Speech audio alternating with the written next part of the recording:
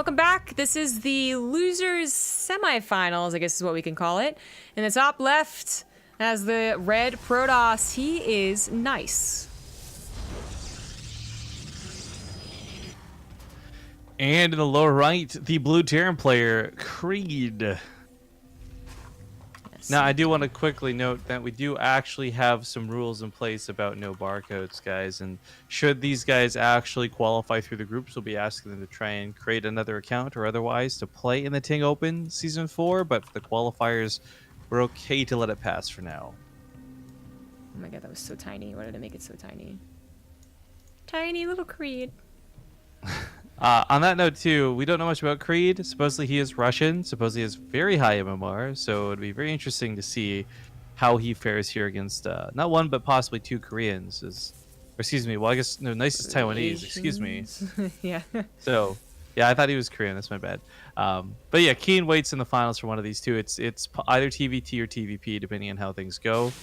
I think that I have a lot of faith in Keen to be the other qualified player, but Creed could really change up the dynamic of who we invite for the group. To give you guys some context here, if Nice were to qualify through over Keen, it's still likely we would invite Korean, maybe another Chinese player to match and round out the group. If Keen qualifies through, then it's going to be an all-Korean group, and we'll just invite two more Koreans. But if Creed qualifies through, then we have to then invite a European to kind of balance it out. It'd be really interesting to see whether it ends up being two Koreans, two Europeans, two Koreans and two more Koreans, or like a Korean, Chinese, Taiwanese, or something like that. Yeah, it'll be perhaps a mixed bag. Now, I consider actually even cheekier than normal gas steal. First of all, it's Terran gas stealing a Protoss, which doesn't happen very often. Second of all, it was in a position that the probe really could not kill the SEV. There was 3 different points really with this if you could go and be pretty much safe, because the wall was kind of being set up, the anti-Reaper wall was being set up on that gas geyser. So that was pretty clever, and Nice was kind of forced to make a zealot for it. He does want a third gas eventually for most, if not all, builds. He'd have to go for some like gateway, pressure first to really not mind that. And, well, he might just set up some type of pressure. He does have a proxy pylon being put down. He has a robo. And he does have that zealot now, I guess, to include in the army. Meanwhile, Creed, past that little maneuver, has gone for reactor to Hellions. And now getting a starport. The gas steal is a really interesting concept to me. Protoss will do this to Terran. Terran almost never do the Protoss. But the point of it still is that you know that by doing this, yeah, you've wasted some minerals in the early game. Maybe it messes with your command center timing, whatever. But the point is that you know they're not getting a fast Oracle. Or if they are, it's coming at a great cost to them, type thing. And I love the idea of pulling it off. Gets a probe kill, not too shabby, but more importantly, saw the robo being chronoed with a couple of gateways nearby. Yeah.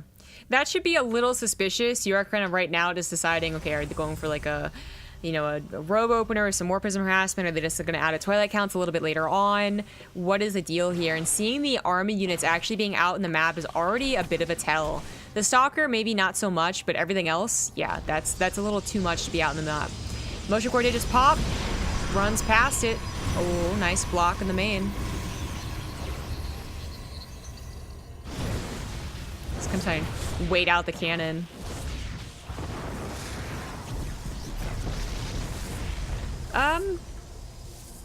Even though he didn't get the probe kills he was looking for, 2 probes, that's it, that was still kind of effective. I mean, all those pylons had to be made and then canceled. Thankfully, they were canceled.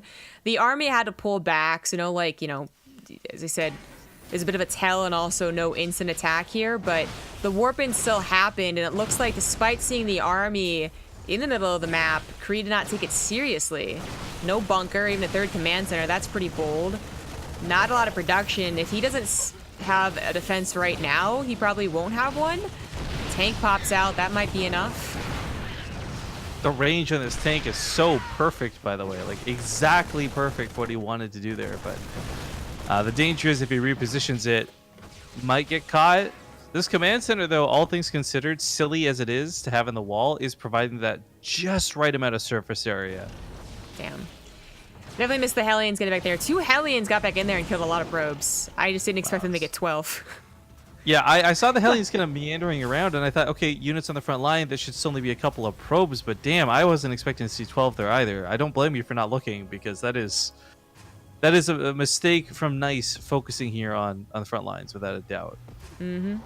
And that tank popped out in the nick of time. The fact that there was a wall, even with in my opinion, very bold third command center, ended up being crucial, and NiCE had to wait for his warp prism to continue this attack. And then there's quite a few more Marines and a second tank that can be repositioned.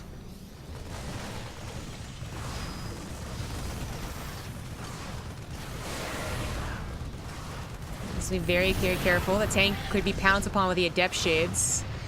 But there's also quite a few Marines, so NiCE doesn't want to do that. A bunker to take at the front holds with the wall. And NiCE might be able to return the worker damage, but it's going to take him a long time and require quite a bit of finesse. Yeah, a lot of micro going into these Adepts right now, and this is that problem where he's really focused.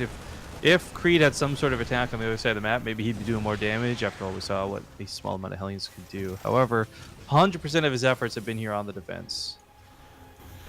Viking would be very nice to have. I'm surprised he isn't already building one. And a medevac. Definitely going to be some macro mistakes as he tries to chase everything around, but so far Creed looks to be in a very, very good position. He has a third CC, so he can replace any SVs he does lose, and he's not really lost that many after killing all of NiCE's. That really puts him in a great position. And with the wall, tanks, and defensive setup that he's currently still holding on to, a follow-up attack from NiCE might not do any damage either.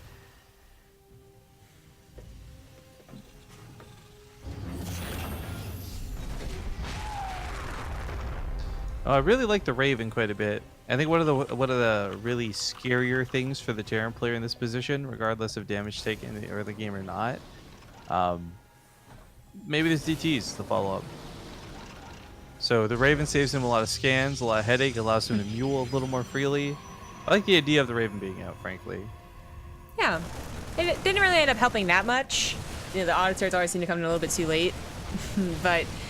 Right, the Observer was picked off, so Widow Mines would have been good if he had gone for Widow Mines, and just lack of detection in general is always scary for the Protoss. They usually have Revelation or Observers to go off of. Warp Prism still continues to be a pain as Creed continues to not get a Viking.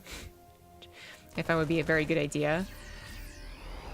A second Warp Prism's even on the way in case this one fell, I suppose. NiCE is getting a third base, but not really looking too hard on the top of the probe, so now he starts to do probe production. And he is crowing Wall's Nexus? Almost. There's a lot of gateways, resident enclaves, but no upgrades. If he's gonna play a macro game, he needs to stop down either a Forge or more Twilight Council tech. If he's gonna go for the all-in, he does need to commence it, which he is now doing, warping into the main base, warping at the front, 2 Warp Prisms, double the trouble, and still nothing to help take care of them. Oh, these tanks have nothing to cover the dead zone. Just that one tank on the high ground, which if anything, is just going to splash damage his own tanks. So big distraction in the main with that first Warp Prism, but big kills on that second attack. Drives off the SCVs from the third.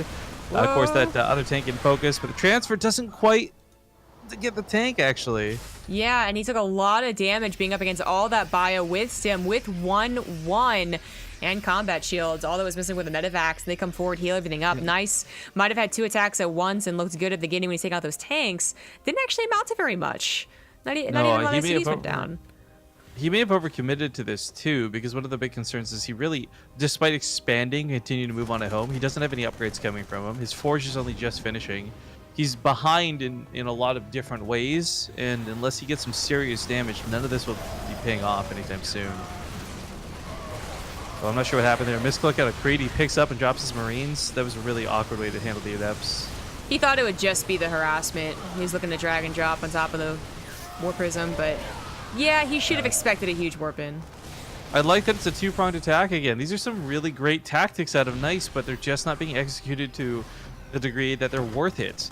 This one Adept, by the way, in the Nashville is getting more damage done than the other 2 warp ins combined. He does grab the Warp Prism. Ooh! Nicely nice done. auto turret. It's a good thing he didn't, I guess, waste it on the Adept, because that's what I thought he was going to do. He will finally clean that up, and you know, despite how long this took at the end of the day, it lasted quite a few minutes, and 13 TVs did go down. Creed didn't really lose a lot of army. He had his upgrades still running on point, so 2-2's already halfway done, and Nice really is still just on Adepts. Charge only just started. Immortal production's not really going to make up for how long he stayed on pure Adepts.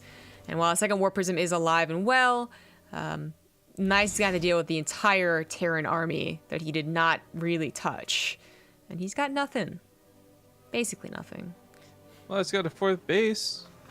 It's not even going to be paid attention to. Yeah, I'm not trying to actually bring this up as a point. The reality is he spent so much time. It's not even the money, the warp ins, or the resources lost. He just spent so much time investing in the attacks that he didn't have that time to start getting Storm or Charge or barely +1. And I think that's a big mistake. +1, I think, should have at least been the bigger priority. It would have made these Adepts even better at killing SCVs. Well, these Adepts is a big deal. Gonna get cleaned up. The War Prism kind of just gets run into the main base, so it should die as well. Fights in a time warp, doesn't care. GG. GG. All right. So note about time warp that I really wish they would. I don't think this is a necessity, what with the mothership core being removed from the game and all that. But it's always really sad. Time warp never affected attack speed, and I really think it should have. Like with how long it takes to bubble, how stupid it is for the movement speed. How cool would have been if it gave your units either a small attack speed buff or debuffed units that were stuck inside of it. All that proved to me these last couple of years, I guess, where time warp wasn't really effective. All it proved to me was that the mothership core was good enough with a single spell called Photon Overcharge, and to actually buff whatever second spell they had is just not. You shouldn't do it. No, that's a very fair point. I just, mechanically speaking, the spell is cool that it exists. I love the idea of it.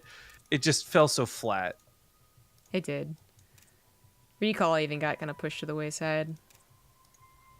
Although, man, I was really sad because Noonie and others were really abusing Recall more than anyone else when that thing first came out. That was always really cool to see. 5 years ago in the beginning of Heart of the Swarm. It's a long time ago. That's kind of that point. 5 years of development could have made Recall such a cool tool. Instead, it just ended up being it's used to transfer probes in secret more than anything else nowadays. All right, both players in the lobby. Creed looking pretty sharp. There's some very good, basically, I don't know what I want to call it, maintenance. I guess I'll get more into it after this map intro. See you guys on Mech Depot.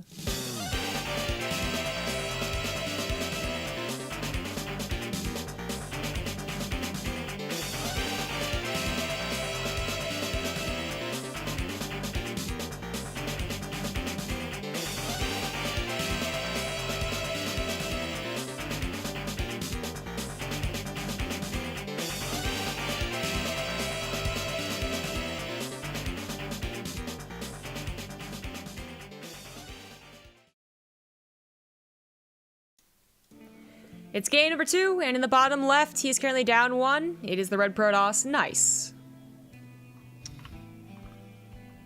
And his opponent in the opposite side is going to be the foreign Terran, Creed. I've really been unhappy with the Twitch beta. Some of you may have had several problems with it. People have reported issues where it won't even load viewers' channels that have less than 200 viewers on it. It causes issues you can't get the half-off sub deal if you have the beta version of the website active. I've just learned through Twitter another problem it has presented. Apparently Prime subs are blocked out by the Twitch beta from resubbing until a few days after the token is ready. They can sub immediately to another channel, but they can't sub immediately to the same channel. They have to wait for it to properly expire. Yeah, so apparently Twitch's solution right now is the tweet from some of the people who work at Twitch is, so if you get a Prime sub saying they're having issues with their token, just tell them to opt out of the beta in the top left and try again. How about you just don't force the beta on everybody? How does that, Yeah.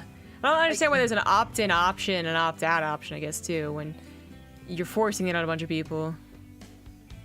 Also, I'm now realizing, too, I love this tweet further because I don't believe there's any in or opt-out options in the top left. It's all in the top right. Yeah. I was also like, wait a minute. So, Does it look like beta mode? No, okay. This is just all types of bad. Oh, some revenge being had by Nice for last game. But I don't know, he might still be able to execute this. Alright, so clearly something cheesy is gonna happen and Nice is gonna have to respond. Nice actually went for oh no, he went for, sorry. Duh. I was like, why does he have 2 gas geysers?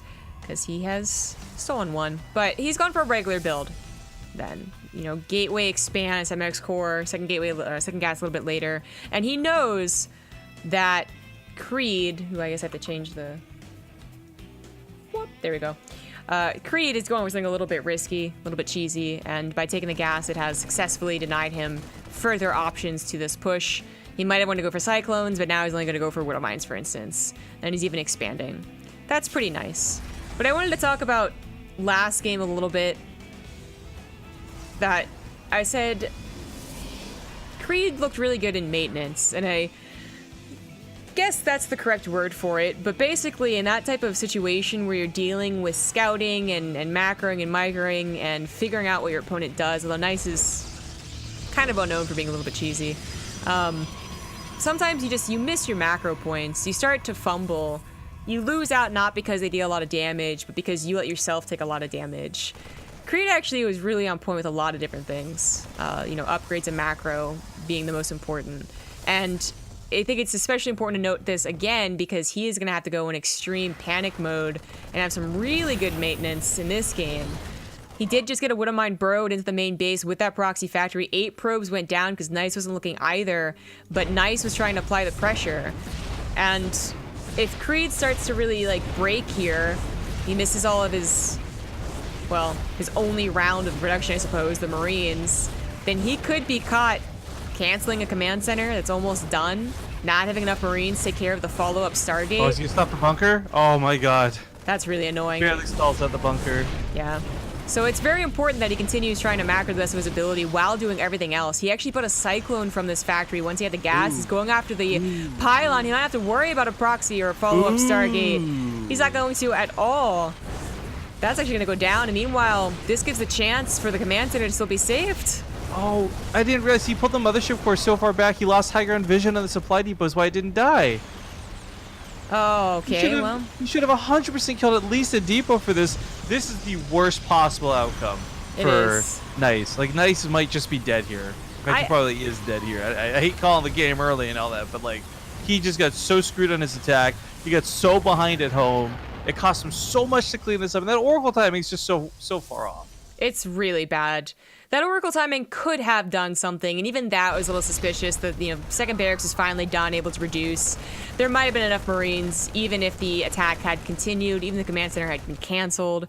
There's a maybe there, but, okay, even Nice recognizes the situation. That not just took away the Oracle damage, it also took away the detection for the Widowmine. He would have had to choose in one or the other, and obviously just chose to tap out instead. Choosing? That's a word. Anyways, congratulations to Creed, who advances on and is quite impressive. The Terran player deals with the Protoss cheese fine. Obviously dealt with Terran cheese and mech fine, because he also 2-0'd Lucanine. And is going to face Keen. Right, and this is where he's going to get really tested, because Keen, even off-server, has won the odd Corsair Cup before, and that's on Europe. North America is not even that bad for him to play on. Keen is without a doubt the favored player going into this.